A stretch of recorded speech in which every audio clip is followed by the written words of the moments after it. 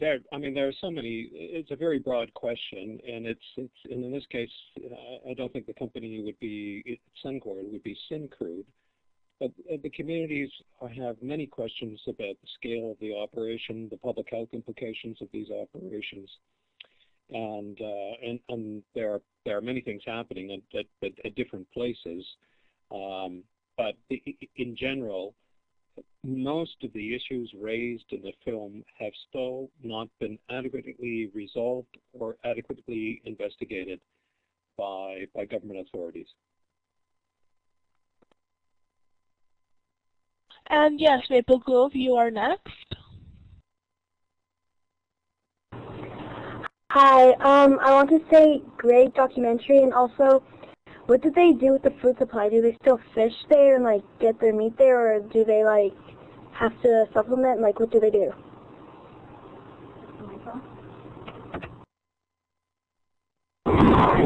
If I can talk here, I don't know if George is on the line, but yeah, as far as I know, a lot of people are still, hunting and trapping to the best of their ability, but know that there are dangers there.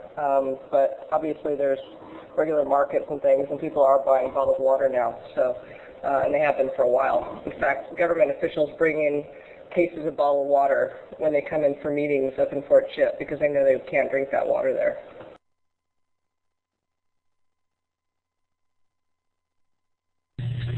And actually, if I can just add to that, when the community did their own investigation of the environment in 2007, Health Canada, on the strength of Dr. Kevin Timoney's findings, issued an advisory for pregnant women and children not to eat fish from the lake, and anybody else not to do so more than once a week or do so at their own risk.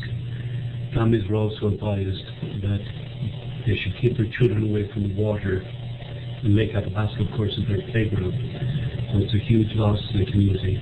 But unfortunately, because of 80% of the community is subsisting on traditional ways, they continue to, at a large degree, consume at least some of the fish. And I guess in some ways hope that they don't come to any sort of grief health-wise with their activities. There's no choice, unfortunately.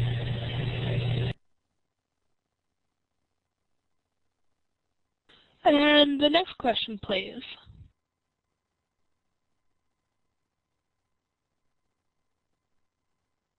Yes, Chris Wood.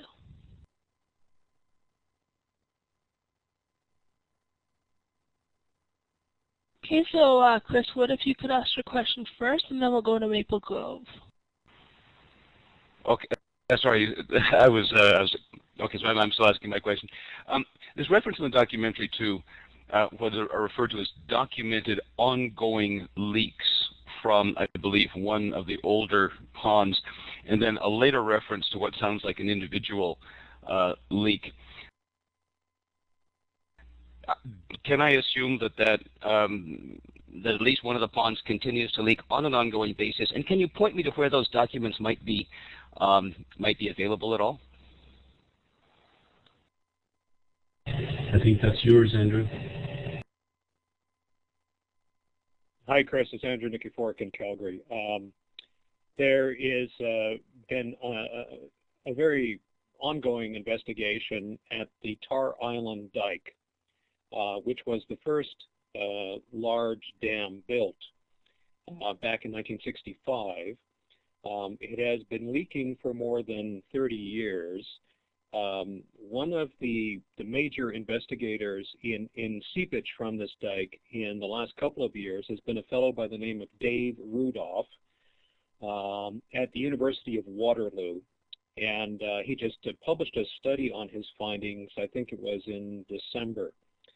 And basically what they found is that the seepage today is not as great as it used to be 20 to 30 years ago, but there is still ongoing seepage. And one of the big issues really is that there are more than 24 ponds in the region that if you put them all together, they would cover the entire area occupied by the city of Vancouver. We're talking about 6 billion barrels of toxic waste on the landscape. And although individual companies are doing groundwater monitoring around many of these incredible dams, none of this information is public. The Cambridge Energy Associates, Research Associates in Boston, Massachusetts, which is a big oil analyst group run by Daniel Yergin, in their report on the oil sands last year, made a pointed comment about the fact that all of these dams are unlined and that there is no public data on the volume of leakage or seepage from these ponds. So, in some, we have evidence of leakage from one pond into the Athabasca River, and that the seepage rate has declined over time as they are getting ready to reclaim this pond and seal it up. And we have virtually no public data on what's happening with the other ponds.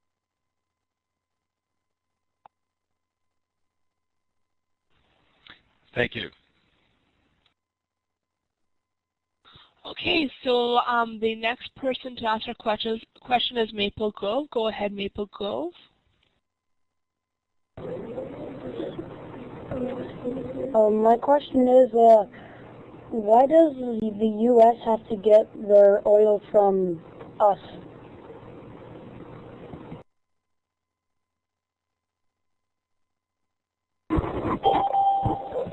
Well, the main reason is that we're right next door to safe oil supply, and there's pipelines that come down through from Canada all throughout the Great Lakes region.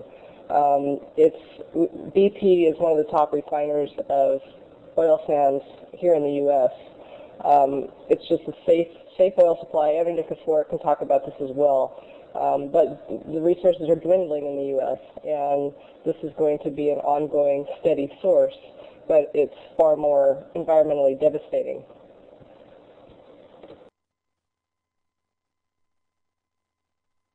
Yeah, Canada is now the #1 supplier of oil to the United States and has been for about 10 years. So 20% of the oil used in the United States now is coming from Canada. And of that 20% that is coming from Canada, about 12% is coming directly from the tar sands. Most of the synthetic crude and bitumen is going to the U.S. Midwest. So states like Illinois and Minnesota, North Dakota, Wisconsin are heavily dependent on oil coming from Canada. And the Americans are now using less and less oil from places like Saudi Arabia, more and more from Canada. The United States stopped being self-sufficient in oil production back in the 1970s. So the Americans have lots of concerns about their addiction to oil, the volume of oil they're using, the uncertain and political and importing this oil from politically risky regions, and they see Canada as a source of lots of oil, as well as being a friendly nation.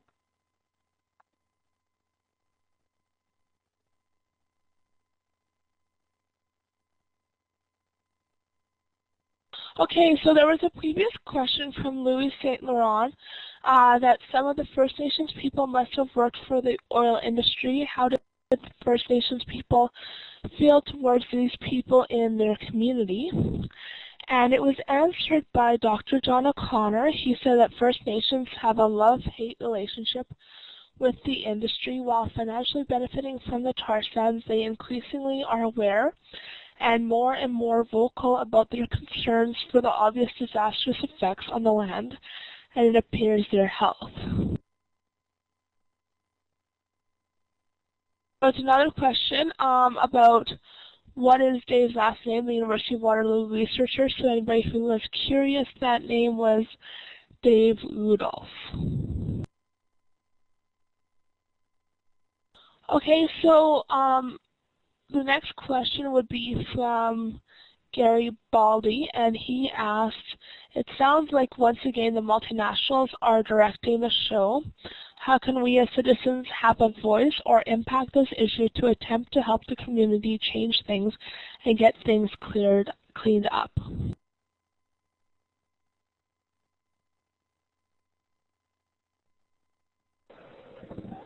I don't know who you're directing this question at, but you know, obviously this has been an issue that's been people have been dealing with for a while now, trying to get the government officials, Health Canada, various agencies to deal with this. So you know, I'm not up in Canada, I'm not up in Alberta, so I'm not following all the time, all the day in and day out events. But John, you are back and forth to Fort McKay quite often and Fort McMurray. Do you want to comment on this?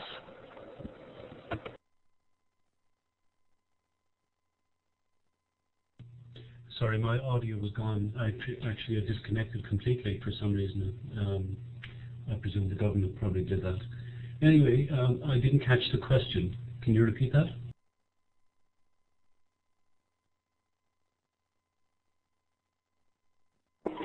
Nicole, do you want to just ask the question again and John can answer it?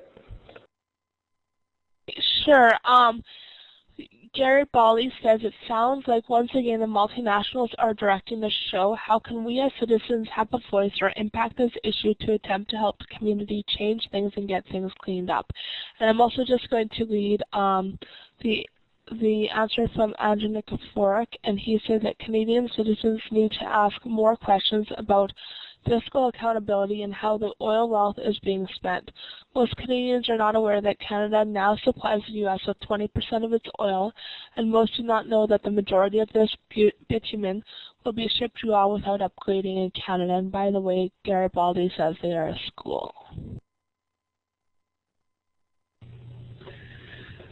From my perspective as a family physician and seeing the obvious results of what's happening in northern Alberta and by extension in many parts of this country, I think we must put pressure on our elected representatives. They must hear our voice.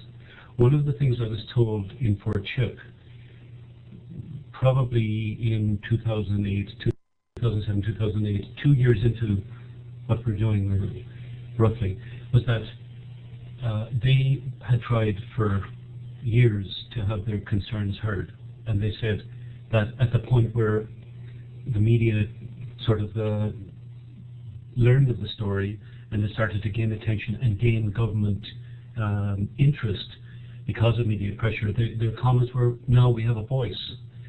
If everyone spoke up, wherever you're living, if you contact your representative and say, we do not like what's happening, we want some response from the government in terms of what's happening with the peoples of northern Canada. Why are people being exposed to what they're being exposed to for the sake of big oil? I think that's the only way we can do it. I mean, being concerned and addressing the issues at your own level, there will be a tsunami of pressure put on especially the federal government. Obviously, the Alberta government has no interest in addressing issues whatsoever. Having watched the documentary again and listened to Mel Knight and his spoutings, it's nauseating. So just simply make phone calls, write letters, set up a petition. Let's put a petition around the country to every school in the country. And let's make some waves, because it does work and it will work.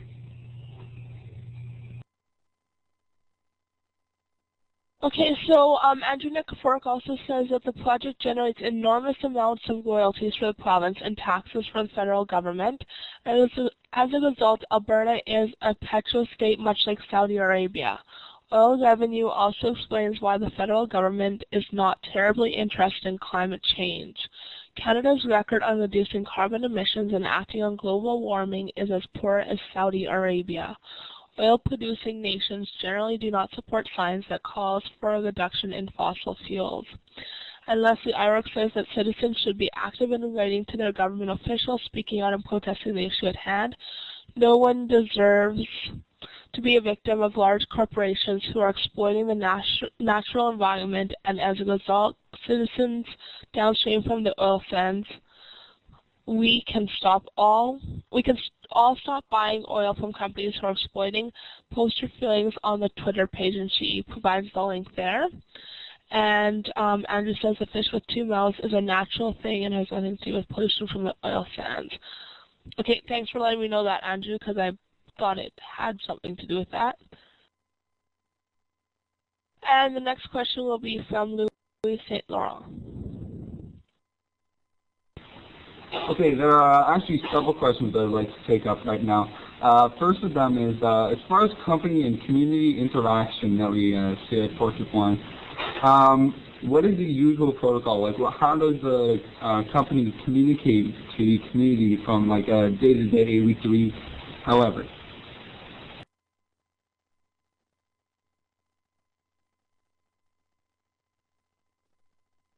This might be best answered by Andrew. I wonder if you could actually repeat the question. I'm sorry. I didn't quite hear the last bit of it. Okay, as far as company and community interaction, so with the petro companies and the community of Portrait One, how do the two interact? How do they exchange information? How does the information go from point A to point B on a regular basis? Well, the communication varies over time, and it depends on what the issue is. Quite often the communication has to deal with upcoming projects, or companies will inform the community about expansions to existing projects that might affect Aboriginal lands. Sometimes the conversations are solely about money and money arrangements and employment opportunities. So there's a variety of forums, but the quality of communication is not always good. You often have people talking past each other rather than to each other.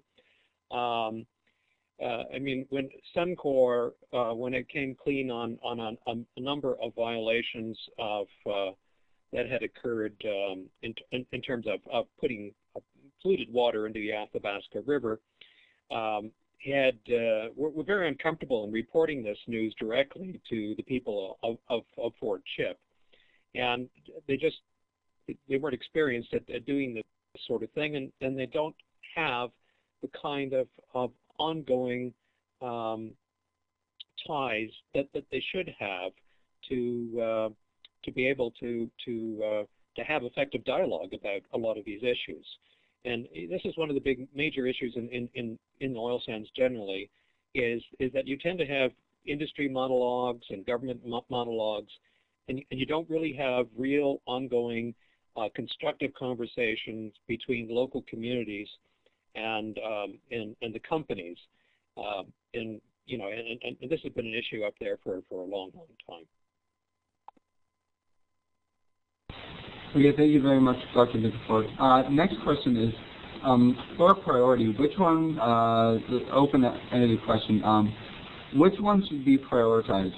Cleaning up the tailings, the effects on the environment from the tailing pond seepage, or providing solutions to the health system, and also the systems of communication that are currently in place. So which one should be prioritized?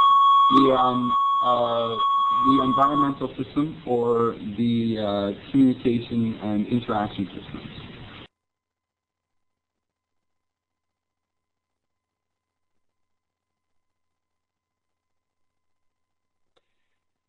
Well, I think probably one of the most important environmental issues that has to be addressed, and has to be addressed speedily, would be the volume of toxic waste that is accumulated in the tailings ponds over time. This is one of the greatest liabilities to both industry, government, and taxpayers. Again, we're talking about 6 billion barrels of toxic waste, and it all has to do with the fact that when you are processing bitumen and you are washing the sand that bitumen is trapped in with hot water, you separate the bitumen and the sand quite easily, but the clays stick to the water molecules. And as a result, for every barrel of bitumen that you make, you have about 1.5 barrels of this clay-based slurry that's much like ketchup. And dewatering it has, is an enormous chemical puzzle and problem. The financial liabilities of these toxic ponds right now, I mean, just the cost of dewatering them alone would be in excess of somewhere between $10 and $20 billion, and that's a conservative estimate. So this is the issue that really needs to be addressed very, very quickly. The Alberta government has come up with new guidelines and new rules that might force some companies to go to a dry tailings process by 2013. In other words, the government of Alberta has said, look, by 2013, you can't, 50% of the sludge that you are creating will have to be dry and will have to be able to be turned into soil for reclaimed ground by 2013. Now, only one company so far has said that they can meet that standard, and that's Suncor, and the rest of the companies operating in the region have said, no, it might take us as long as 40 years. But that's probably the major issue that really needs to be seriously addressed. One of the big issues right now about the tailings ponds has to do with sour gas. The ponds are emitting, this is a very potent neurotoxin, very deadly gas, and sour gas exceedances around the ponds have climbed from, in the region, from about 60 a year to more than 500 a year. This is a serious public health issue in the region. Okay, thank you very much. Last question is, what kinds of long-term effects after tar sands cleanup, everything's cleaned up, can we expect to see any influence environments and populations?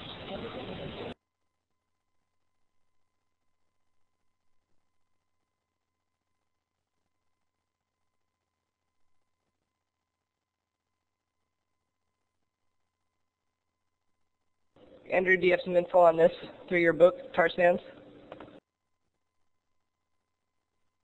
Well, I mean, the long-term implications are many. We have an acid rain problem that is now appearing in northern Saskatchewan, in lakes in northern Saskatchewan as a result from air pollution. We have recent studies that have indicated that particulate matter and bitumen in air pollution is now landing in snow, that this melts in the springtime and creates a substantial oil spill on the Athabasca River that then goes down into Lake Athabasca. We have issues about the long-term use of groundwater in the region by the steam plants, and so there are an extraordinary number of long-term issues for the entire region. What's interesting is that at this point in time, neither the federal government nor the provincial government nor industry has ever put together a cumulative impact statement that would say, look, 3 million barrels a day is going to impact the air, the land, and the water in this way. 5 million barrels will do this. 2 million barrels will do this. Those studies have not yet been done. Okay, thank you very much. You're welcome.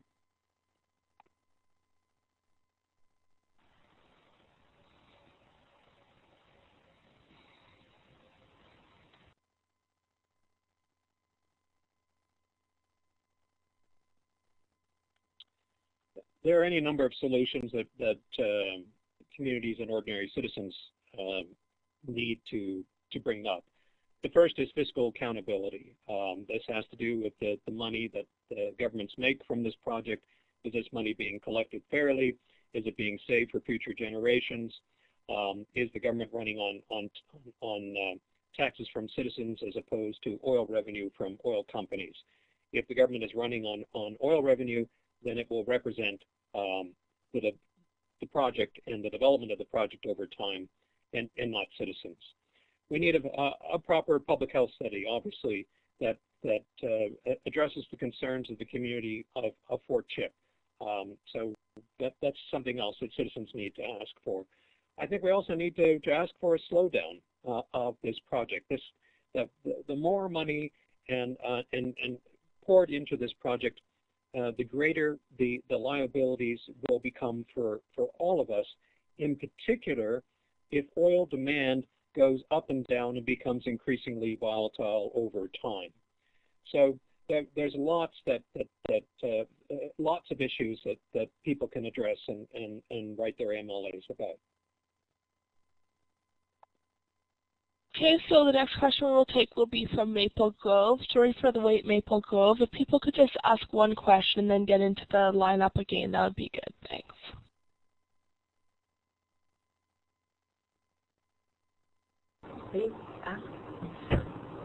I know that people who live in Chippewa drink bottled water, but do they shower in the same water that's contaminated?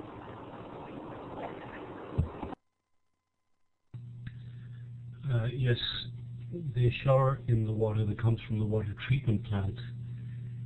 In fact, the municipality that runs the water treatment plant reassures the community that that water is okay. And so they have, I guess, gotten that level of reassurance. But there's still huge concerns and huge doubts given the relative lack of interest in government agencies to actually pay attention to the concerns of the people that live in Fort Chip. So they do, and they brush their teeth, and they continue to try to continue living as normally as possible. But there's a huge sense of concern and more sometimes among people in that community. Bottled water, though, is pretty much everywhere for drinking and consumption. Yeah, that is concerning. I've been hearing a fair bit actually recently about how your body absorbs like impurities from the water and chemicals when you're in the shower. The next question is from Alana Dawn, and she says, when we write our letters and contact our MLAs, what solutions should we call for? That's yours, Andrew, I think.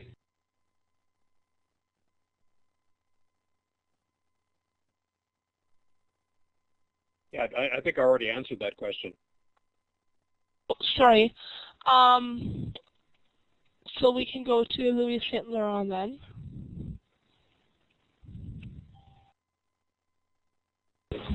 Okay, so what exactly are the chances that the wildlife will recover, and how long do you think that'll take? Well, a good question. It depends on what kind of wildlife you're talking about. These projects are so large, they affect an extraordinarily large area in the boreal forest. And so we know that the mines themselves will, over time, destroy the habitat for really millions of boreal songbirds. We know that the steam plants will also fragment the forest with pipelines and roads and well pads, and that will have a dramatic effect on woodland caribou. Just about every facet of development here affects some form of wildlife. And again, nobody's really done the proper studies to really find out, well, how much wildlife will be displaced, and wildlife will be displaced over time. And we don't even know yet how waterfowl migrations will be affected over time. Ducks and geese fly over Fort McMurray on their way to Lake Athabasca and the Lake Athabasca Delta. Very rich, wonderful area for waterfowl. And again, we don't have, we know that this project has disrupted a lot of that activity. We don't know what the long-term effects will be. So all that we can say at this point in time is that there have been wildlife sacrifices, that this project does have an impact on fish. It does have an impact on woodland caribou. Does have an impact on bears and lynx and wolves, and does have an impact on boreal songbirds. But to quantify it over time, we really haven't done that research yet. And for some aspects of the project, it's possible that over 100, 200, 300 years, the forest will heal, and that some of the wildlife will come back. But that will all depend on a number of factors.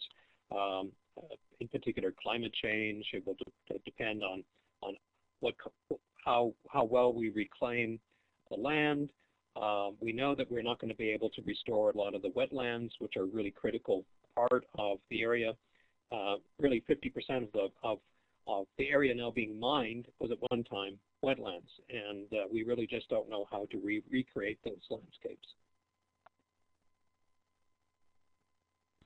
And George says that the community of Fort Chipewyan believes the municipality should do more rigorous testing versus the standard test, considering there are issues related to water quality in the Athabasca River and Athabasca Lake.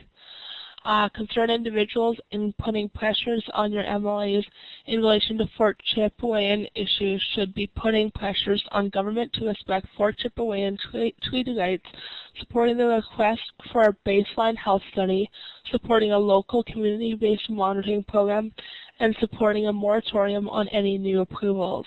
Dr. John O'Connor says Fort McKay, which is upstream of Fort Chipewyan and on the banks of the Athabasca, will not touch anything fish or water from the Athabasca. And the next question will come from Maple Grove.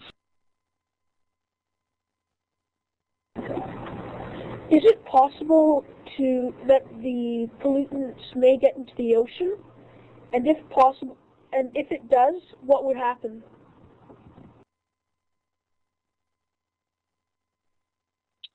Well, if pollutants get to the ocean, first of all, it's a possibility. And in order for an enormous amount of pollutants to get to the ocean, one of these large tailing ponds would have to break. Now, these tailings ponds are among the world's largest dams. They are all world-class dams. Some of them are even larger than the Aswan Dam on the Nile River in Egypt. The Mildred Lake Settling Basin, which is run by Syncrude, is the world's second largest dam in terms of construction material volume. So then the Three Gorges Dam in China, which is the world's largest dam. If one of those dams then were to break, the material and the sludge would all of it could go into the Athabasca River, and it would create a slick that would go to Lake Athabasca, and eventually would find its way into the Mackenzie River, and the Mackenzie River would then empty a lot of this stuff into the Beaufort Sea in the Arctic. If this were to happen, the Mackenzie River Basin Board, which really looks at the health of the whole Mackenzie River Basin, which is Canada's is North America's third largest watershed, it has described such an event would be catastrophic. It would release much more oil and naphthenic acids and polycyclic aromatic hydrocarbons into the river than, let's say, the Exxon Valdez released into Prince William Sound on the ocean. So it would be a very tragic and catastrophic event. Otherwise, we don't really know at this point in time how much material is seeping from the tailings ponds. We know there's some, but it doesn't seem to be at this point a lot. Although there's no transparency about those studies. But an enormous amount of pollution and contamination is now actually getting into the river as the result of air pollution. And this air pollution settles in the snow, as I said, and then it melts in the spring and creates a pulse of contaminated bitumen that runs into the Athabasca River. And it's equivalent to about an oil spill of around 6,000, 5,000 barrels a year. And so if this happens every year, we would have the equivalent of an Exxon Valdez in Lake Athabasca within 50 years. So this is a major concern, and again, one that really needs to be seriously addressed by the government of Alberta as well as Environment Canada. And then Christy Goodell asked that she presumes that water quality testing has been done in the river near Fort Chipewyan. Is it possible to compare this to what is found through water testing near the tailings ponds? And George has said that communities all the way down the Mackenzie watershed, which is downstream from Fort McMurray and Fort Chipewyan, and ends up in the Arctic Ocean, are concerned about tar sands pollution of their waters too. So do any of you know if any testing has been done to compare near the tailings ponds to compared to other parts of the river?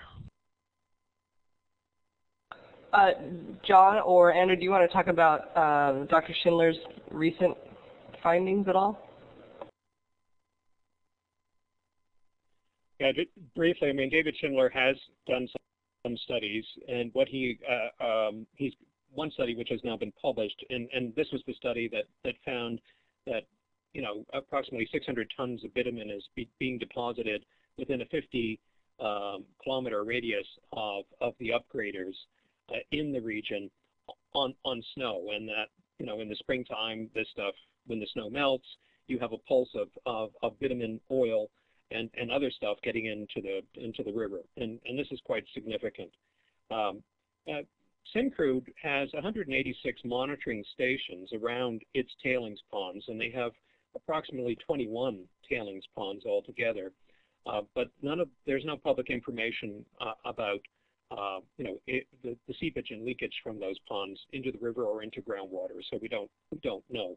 The best data that we've had so far has all come from Dr. Schindler's study, and Dr. Schindler will be releasing another study probably within a month's time that will be looking at really the number of heavy metals that are getting into the river and what the probable sources of those metals might be from oil sands operations north of Fort McMurray. Okay, and the next question will be from Louis St. Laurent. I'd originally said that we would need to be off at 11:55 our time. I have confirmed with a person who does our webinars that we can stay a little bit longer due to the fact that not as many participants as expected are on. But if people need to leave, that is okay, we understand. If some people want to stay and discuss, then that's possible as well. Okay, so a question from Louis St. Laurent.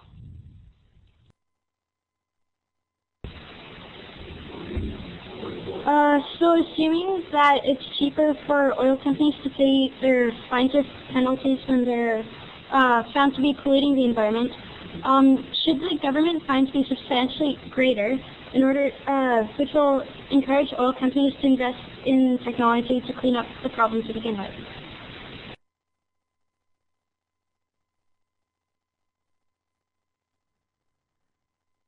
Perhaps that's a question that you could answer, George, since I know Andrew needs to leave.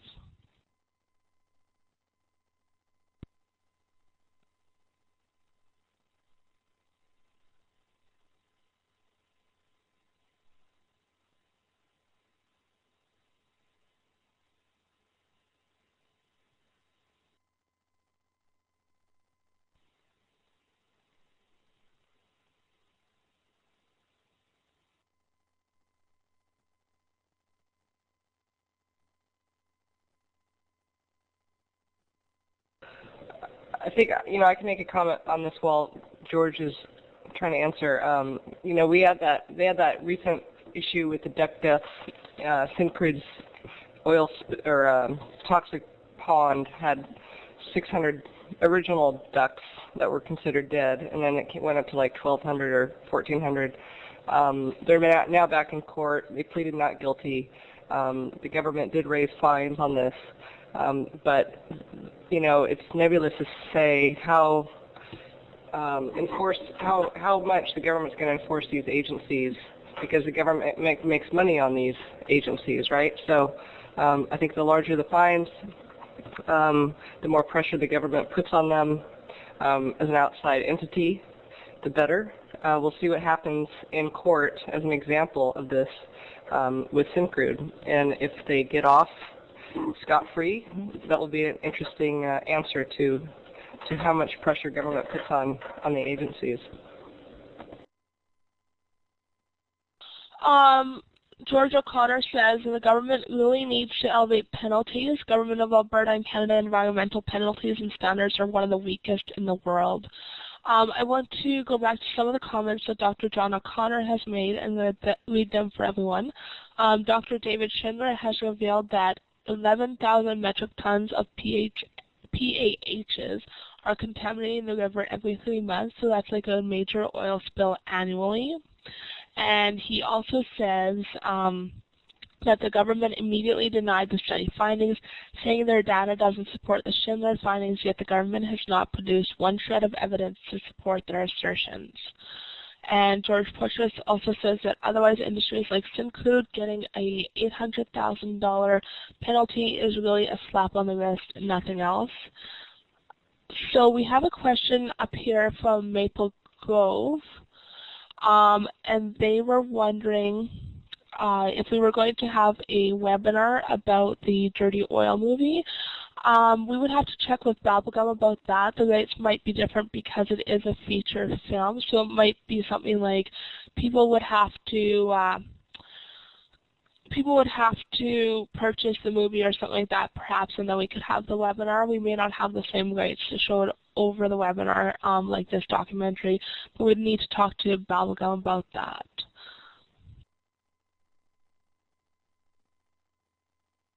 Dr. John O'Connor says, and the fine will likely be a tax break. And Downstream Film and Panel Discussion wants to ask Dr. John O'Connor, what are PAHs? PAHs are polycyclic aromatic hydrocarbons, volatile substances that are produced in the process of mining tar sands. Very, very difficult to capture them. You can't sort of test blood for these, but you can see the evidence of the effects on environment, wildlife, and humans. They are highly carcinogenic, cancer-causing, and can be linked with several of the cancer issues that have arisen or that have been confirmed in the community of Fort Chip.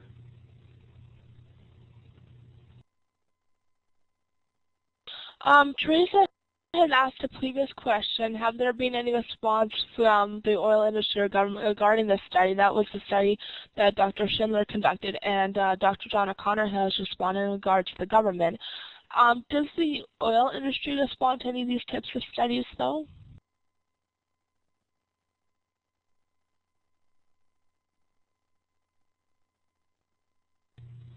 You probably could answer this, George.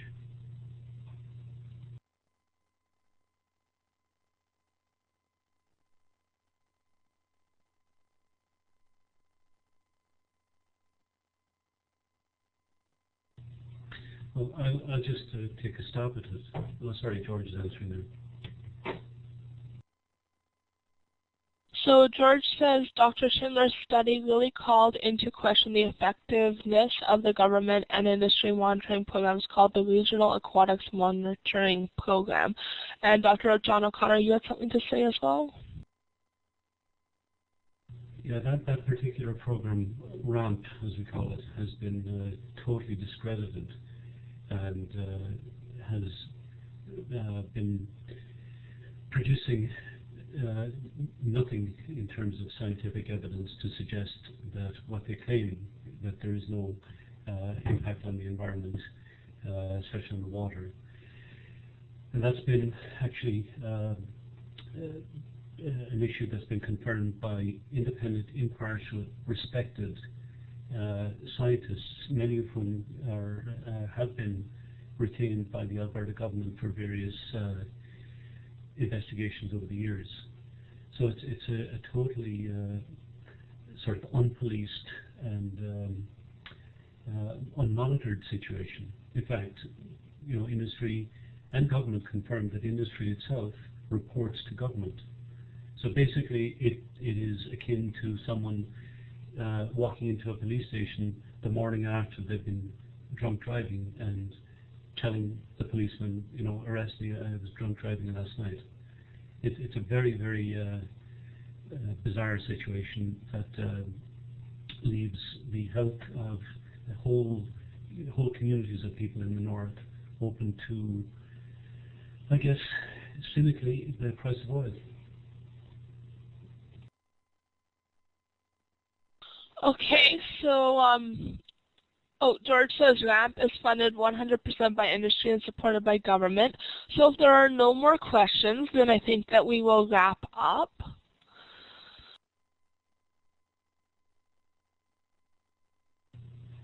Leslie, do you want to do a little summary from your perspective? Sure. Well, I appreciate everybody's interest in coming to this webinar and watching the movie and asking all these great questions. I think it's an important topic that everyone needs to get involved with, certainly everybody that's living up there in that area. And being from the U.S., I think it's important. I take a responsibility being an American because this is where we get the majority of our oil, so that's why I wanted to make this movie. The feature version of this film is actually getting released March 15th. Its premiere is in London. It's going to get a theatrical distribution in London to start with, and then we're working out details for Canadian and U.S. Distribution as we speak. So it's called Dirty Oil, and you can go on the web link that I posted a little while ago on Bubblegum's website, and it's a very strong piece about the oil sands issues up there in greater detail, and then we come to the U.S. and follow the pipelines down to the U.S. and the impacts it's having on the Great Lakes here. So keep an eye out for it, and maybe we'll do another webinar down the road with that film. Thanks, everyone. Did you have one last pressing question, Louis St. Laurent? Yeah, I just have a really quick question. How much is in a barrel? I really don't know.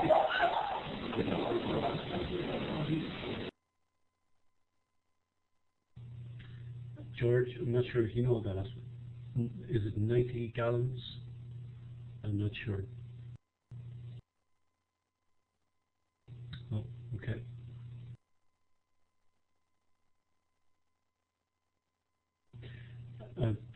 I'd like to thank everyone for participating and sticking with us. And your support wherever you live is extremely important. Canada does not look good overseas, and unfortunately the government would have us believe that they are actually a whole lot better than what they are. I am a family physician. I have absolutely nothing to gain by what I'm doing. I will continue to do what I'm doing in whatever respect I'm needed. But my eyes have been opened, and I have, I guess, gained a new role in this world and in what I'm doing. Myself and my wife, and now all my kids are involved. And I continue to harass government, if that's the right word. I would love to participate in the next webinar now that I've got the hang of the microphone and the keyboard, and that's great on computer. And hopefully we can make that happen. And thanks again. Thank you to everyone for coming and participating, and especially to Leslie Iwerks, Dr. John O'Connor, George Portress, and Andrew Nikiforuk for presenting and answering questions. We at the Safe Drinking Water Foundation are definitely open to any future webinars or future webinar ideas that anybody has, so they can email me at info@safewater.org. That includes the presenters as well, of course, if they have any ideas. And please visit our website. You can see other previous webinar videos on our website by going to webinars, webinar videos.